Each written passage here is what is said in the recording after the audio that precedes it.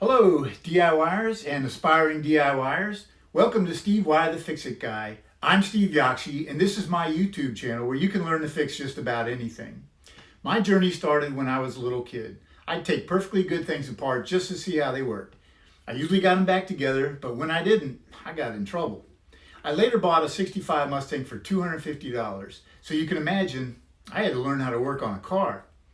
After high school, I worked apartment maintenance, doing electrical, plumbing, carpentry, heating, air conditioning, refrigeration. I learned a lot, which came in handy because I then bought a house built in 1904, so you can imagine all the work that needed.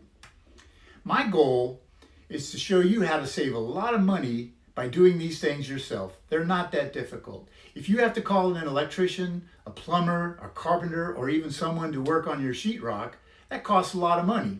You can save thousands of dollars doing it yourself. And again, it's not that difficult. So I hope you find this channel helpful. And if you do, please subscribe. Thanks for watching.